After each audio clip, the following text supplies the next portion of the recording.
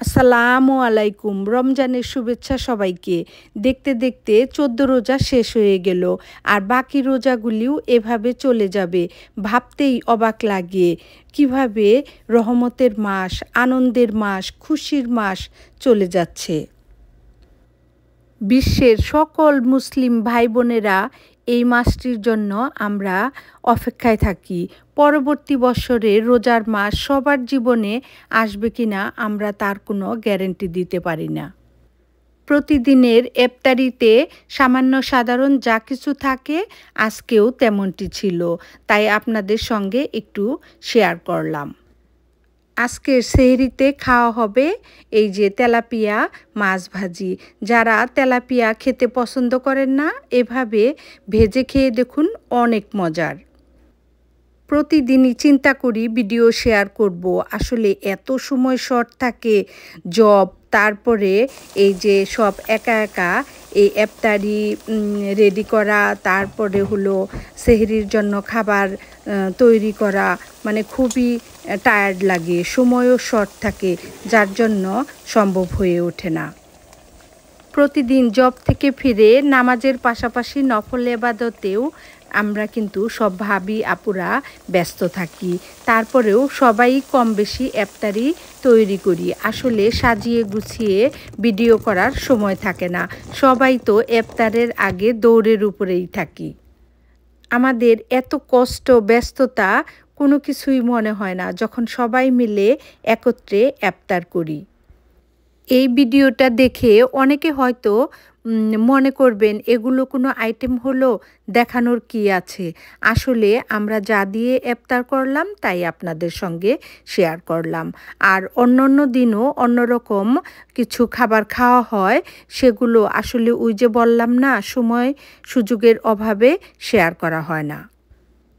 তবে আলহামদুলিল্লাহ, আল্লাহর কাছে অনেক শুকরিয়া, ঘরে বসে পরিবারের সঙ্গে ইফতার করতে পারি।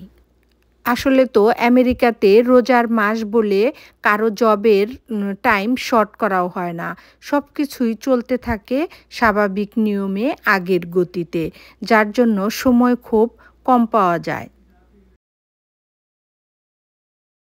পরিমাণ মতো হলুদের গুঁড়ি, মরিচের গুঁড়ি, আর এখন দিয়ে দিব লবণ। তারপরে এটাকে মেখে নিয়ে সুন্দর করে শুধু ভাজি করব এই মাছগুলি আজকে। এই যে এখানে দুইটা মাছ নিয়েছি, এই যে দুইটা মাছ নিয়েছি, এই যে এগুলি মাথা, দুইটা মাছ। এখন এগুলিকে মেখে নিব।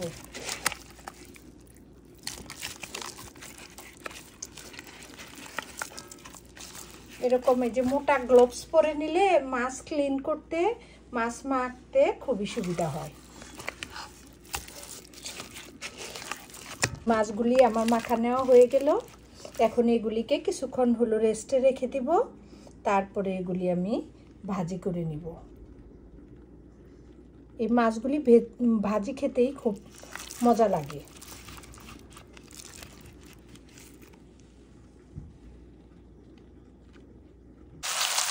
এই যে মাছ ভাজা হয়ে গেল।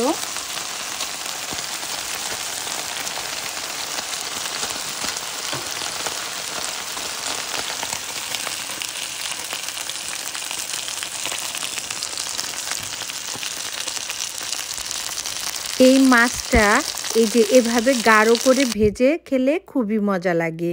এছাড়া ভাবি, আপু এবং ভাইয়ারা এই মাছগুলো কিভাবে খেতে আপনারা লাইক করেন, কমেন্টস করে জানালে খুশি হব। এছাড়াও ভিডিওটা কে কোথা থেকে দেখছেন জানালে খুবই খুশি হব।